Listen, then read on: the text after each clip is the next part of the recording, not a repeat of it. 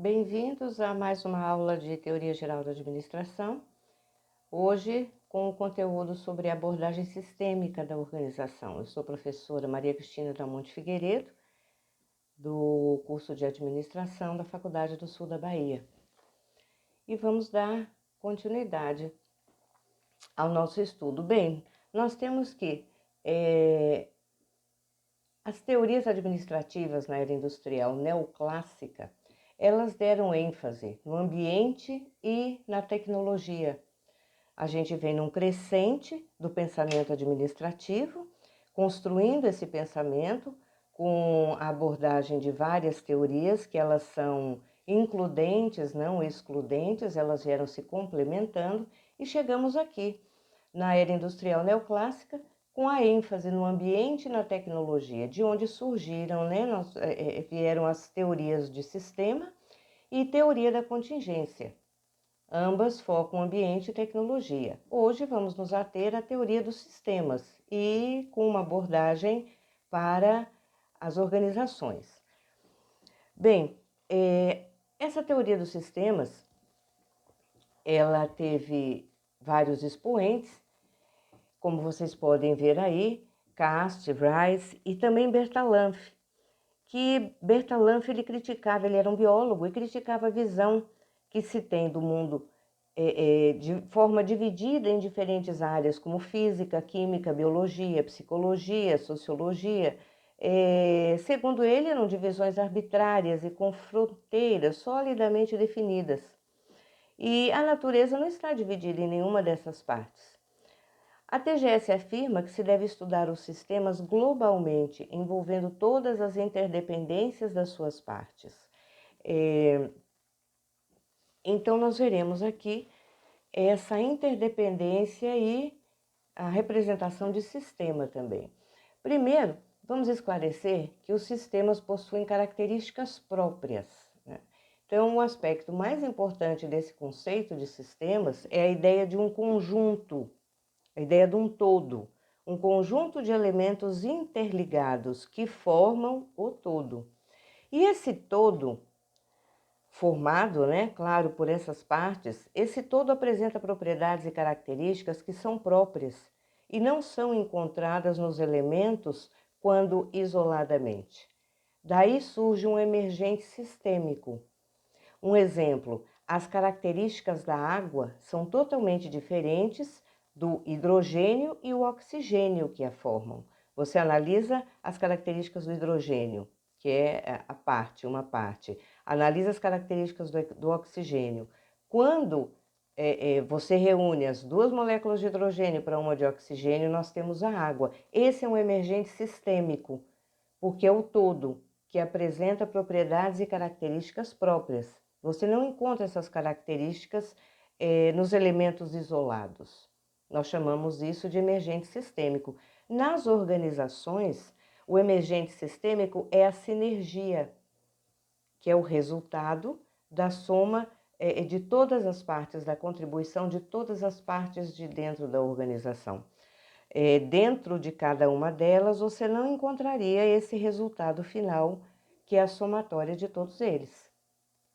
Nós temos aqui uma representação gráfica de um sistema.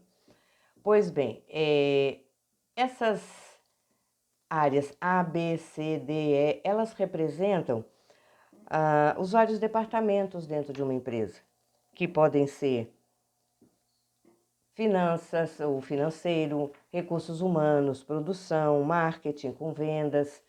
Então, essas são as partes que compõem o todo da organização. Nós temos, ainda aí na representação gráfica, as entradas ou insumos, que também são conhecidos por inputs, que são recursos de que natureza? Materiais, energia, dados, informações. Nós temos as saídas ou resultados. Essas saídas ou resultados são formados pelo quê? Pelos produtos também ou serviços que a organização, a empresa produz, dados ou informação. Essas setas que ligam A, B, C, D, E, no caso os vários departamentos, é o processamento que acontece dentro da organização, né? O trabalho realizado pelas pessoas, máquinas, equipamentos. Temos também o ambiente da organização, ambiente ou suprassistema. Por que suprassistema? Porque todo sistema ele faz parte de um sistema maior. Esse sistema maior nós chamamos suprassistema. Aqui no caso, nós vemos essas áreas A, B, C, D e E como formando um sistema, uma organização, como se fossem os departamentos de uma organização. Então, temos aí o todo. Dentro do círculo, nós temos círculo maior, nós temos o todo, que é a empresa, a organização. Dentro da organização, cada área dessa, A, B, C, D ou E, elas podem ser chamadas de subsistemas. Então, a área A, que é a área financeira, é um subsistema da empresa, do todo. A área B é outro subsistema, a C, outro subsistema, e assim sucessivamente para todas as áreas existentes dentro da organização.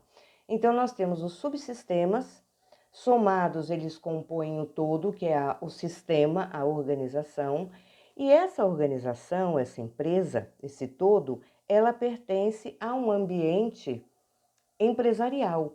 Então, esse ambiente empresarial é o suprassistema. Ela faz parte de um ambiente maior que é o suprassistema. Nós temos também, observem que a partir das saídas ou dos resultados existe uma linha que vai ela retorna para entradas ou insumos.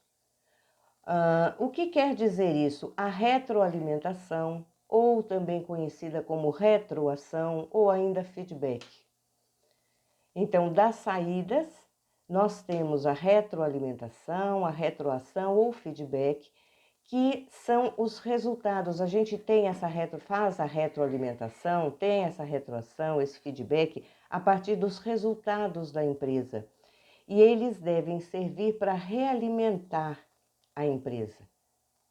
Esses resultados são informações que vão realimentar o sistema empresa. Nós veremos adiante de que forma, mas é importantíssimo que haja essa retroalimentação, esse feedback. Os resultados da empresa nós já sabemos que são importantíssimos para a continuidade da mesma. Bem, vejamos aqui um conceito de sistema. Sistema é um conjunto de elementos dinamicamente interrelacionados. Lembrem-se da representação gráfica que vimos agora. Um conjunto de elementos, aquelas várias áreas A, B, C, D que formam os departamentos da organização. Um conjunto de elementos dinamicamente interrelacionados, formando uma atividade. Essas áreas formam uma atividade para atingir um objetivo, certo? Toda organização não existe ao acaso, ela existe com uma finalidade, um propósito. Ela determina os objetivos que ela quer atingir. Então, um conjunto de elementos, as diversas áreas dentro da empresa, os departamentos, que estão dinamicamente interrelacionados, não são isolados um do outro, muito pelo contrário, formam uma atividade para atingir um objetivo. E operam sobre o quê? Dados, matéria, energia. Fornecem o quê? Ou para fornecer o quê? Informação, energia, matéria. Então, temos aqui operando sobre dados, energia e matéria, são os inputs, as entradas, os insumos. E fornecem informação, energia, matéria, na organização produtos e serviços, que são as saídas dos sistemas. Nós temos ainda, em conceito dos sistemas, as características dos sistemas. Quais são as características dos sistemas? Primeiro, propósito ou objetivo. Toda empresa trabalha, ou todo sistema trabalha com um propósito ou um objetivo, certo? Vamos voltar aqui. Como já dissemos, as organizações não existem ao acaso, elas têm um propósito e trabalham para alcançar um objetivo. Outra característica é o globalismo ou a totalidade. O que é que eu quero dizer com isso? Todo sistema tem uma natureza orgânica, pela qual uma ação que produza mudança em uma das unidades do sistema deverá produzir mudanças em todas as suas outras unidades. Então, a mudança em uma unidade, ela consequentemente vai produzir mudança nas outras unidades. E nós podemos perceber isso numa organização, quando, digamos, você pensa em aumentar as vendas. Consequentemente, para isso, você precisa aumentar a publicidade, a comunicação, logo você vai ter um dispêndio maior de recurso financeiro. Então, não basta você pensar somente na área da produção. Você precisa aumentar as vendas. Para aumentar as vendas, você precisa... o subsistema produção, ele tem que ser alterado, produzir um pouco mais. Dentro do subsistema marketing, a comunicação tem que ser maior. E isso vai atingir o quê? O financeiro, o subsistema financeiro da empresa. Porque ela precisa ter recursos para arcar com tudo isso.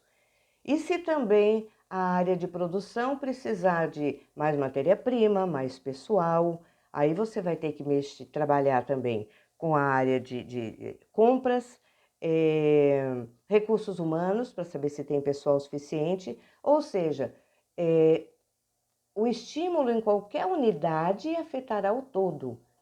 Se você alterar uma parte do sistema, você precisa observar o funcionamento dele, porque isso vai causar uma alteração no todo, você terá que ajustar, tá?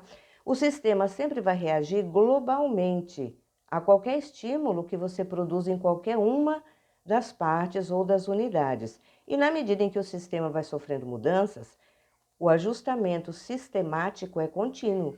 O sistema vai sofrendo mudanças e é preciso que nós, gestores, ajustemos esse sistema continuamente. Das mudanças e dos ajustamentos contínuos do sistema decorrem dois fenômenos, né? Entropia e homeostasia. Nós veremos depois, já vou discorrer para vocês o que significa isso. Então, na medida em que o sistema sofre mudanças, o ajustamento sistemático deve continuar, ele é contínuo. Dessas mudanças e desses ajustamentos decorrem dois fenômenos, como já disse, o da entropia e o da homeostasia. A entropia pode ser entropia também chamada negativa ou negentropia, que nós... Deixa eu voltar esse slide. Entropia significa que partes do sistema perdem a sua integração, a comunicação entre eles. Isso faz com que o sistema se decomponha, perca energia, perca informação, se degenere, ou seja, ele caminha para a morte, né, para a desintegração. Nós dissemos que o estímulo em qualquer unidade afetará o todo, certo? Então, se você trabalhar em uma área da empresa, em um departamento, você precisa alterar aquele departamento, fizer alguma alteração naquilo, você precisa observar o funcionamento do todo para que isso não cause a entropia, que é essa falta de comunicação, de modo que o sistema se desorganize, se desintegre, tá? Já a entropia negativa é você trabalhar contra a entropia, alimentar esse sistema de informações, equilibrar esse sistema, para que não aconteça a entropia. Então, a entropia negativa ou negentropia é justamente para a sobrevivência do sistema. É você não deixar, você trabalhar para que não aconteça a entropia, que é a destruição, a desintegração, a morte do sistema, no caso da organização. Então, damos o nome de entropia negativa ou negentropia ao processo de obtenção de reservas de energia, de reservas de informação, para que ela não se desestruture, que a empresa não se desestruture. Bem, temos a homeostasia, né? temos aqui a homeostasia. Homeostasia vem de homeostase, que é um equilíbrio do sistema. É isso que nós buscamos, o equilíbrio da organização. Quais os tipos de sistema? Os sistemas podem ser classificados quanto à sua constituição, como concretos ou abstratos, tá? E quanto à sua natureza, fechados ou abertos, concretos ou físicos, tá, gente? Físicos ou concretos. O que são sistemas físicos ou concretos? São aqueles compostos de equipamentos, de máquinas, de objetos e coisas reais. Coisas reais. Em suma, quando compostos de hardware. E podem ser descritos em termos quantitativos de desempenho. Eles são físicos ou são concretos. Já os sistemas abstratos ou conceituais são aqueles quando compostos de conceitos, filosofias, planos, ideias, hipóteses. Isso são sistemas conceituais. Você não tem nada tangível. Aqui os símbolos representam atributos e objetos, são os símbolos, né? Muitas vezes só existem no pensamento das pessoas. Então, nós comparamos com software. Enquanto os físicos ou concretos são hardware, os compostos são software. Ou seja, físicos e concretos são aqueles reais, abstratos ou conceituais, como o próprio nome diz, planos, hipóteses, ideias, são representados por símbolos. E os parâmetros do sistema são os que vocês encontram na representação gráfica. Deixa eu retornar aqui. Entradas, insumos, inputs. Entrada ou insumo são os inputs. Saídas, produtos ou resultados, outputs. Processamento ou processador. Retroação ou retroalimentação, conhecido também como feedback. E o ambiente, esses são os parâmetros. Então, o sistema, ele trabalha com entradas e com saídas. Existe um processamento ou processador dentro dele, que é o trabalho na organização, realizado por pessoas, máquinas, equipamentos. A retroação ou retroalimentação e o ambiente. Esses são os parâmetros que nós encontramos em toda a representação gráfica de sistemas. Observem aqui, por exemplo, nós temos os inputs, entradas ou insumos, temos outputs, que são as saídas ou resultados, a retroação, abaixo da representação gráfica, que pode ser positiva e negativa, né? Essa retroação, lembrando que ela é fundamental para o equilíbrio do sistema. O equilíbrio do sistema nós chamamos de homeostase. Toda empresa busca a homeostase, o equilíbrio. O ambiente externo, né, que é o suprassistema, os subsistemas dentro do ambiente empresa, do sistema empresa, os subsistemas. Então, temos os subsistemas, que são as áreas da organização, temos o sistema, que é a empresa, e o suprassistema, que é o ambiente onde está inserido.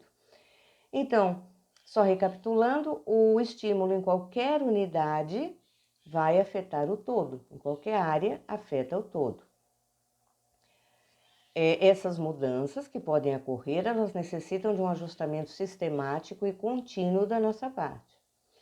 Dessas mudanças e ajustamentos, nós podemos ter a entropia, que é o desequilíbrio, né? E essas mudanças e os ajustamentos são importantes para que não aconteça a entropia, que é o desequilíbrio, e para que nós provoquemos a entropia negativa ou negentropia, que é a alimentação desse sistema com informações, provocando a homeostasia, que é o equilíbrio do sistema.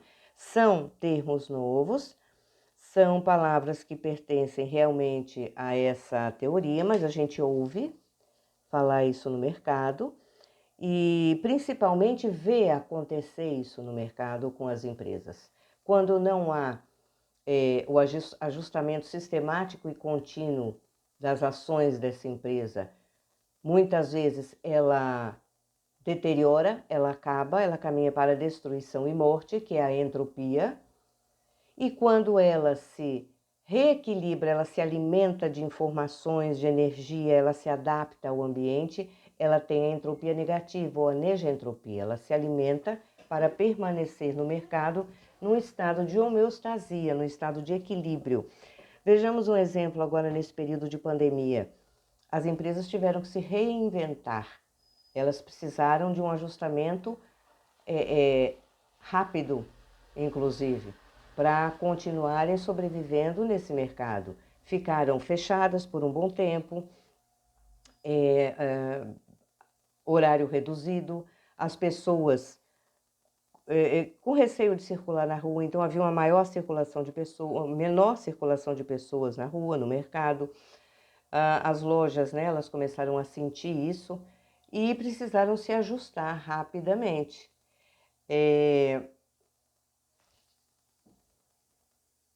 De que forma muitas elas provocaram a entropia negativa, que é não deixar a empresa caminhar para destruição e morte, acionando, divulgando cada vez mais as vendas nos meios eletrônicos, empresas, restaurantes do tipo restaurante, lanchonete, criando deliveries para que o produto fosse até a casa da pessoa, não a pessoa viesse buscar.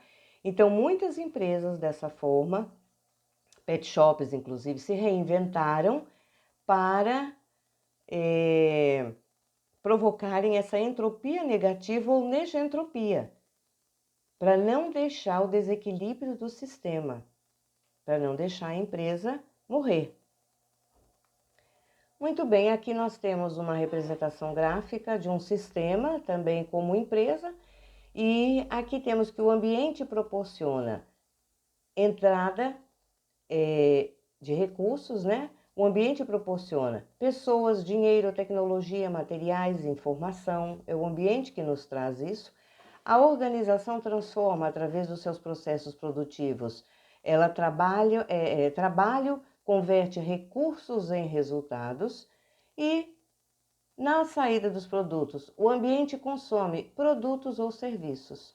Nós temos a retroação do cliente, esse feedback, retroação ou retroalimentação, quem é que nos dá?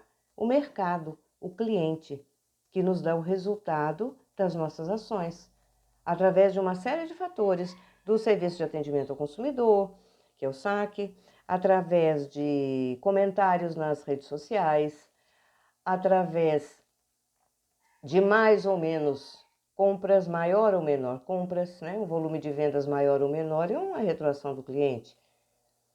O resultado da empresa em questões financeiras também é uma retroação do cliente, é um feedback que o cliente está nos dando. A gente tem que aproveitar essa informação para retroalimentar essa empresa, para usar como entrada para continuar nesse processo produtivo. Digamos, o delivery deu certo, nós tivemos um feedback positivo, né? O delivery deu muito certo, então vamos incrementar, vamos reforçar, vamos divulgar ainda mais, investir. De que forma que essa retroação ela entra novamente, né? Como entrada de recursos. É uma informação, é informação que o resultado do delivery foi muito positivo. Então vamos continuar investindo no delivery e melhorando cada vez mais. É dessa forma que a empresa busca o seu equilíbrio para não chegar à entropia, que é a destruição e morte. Certo?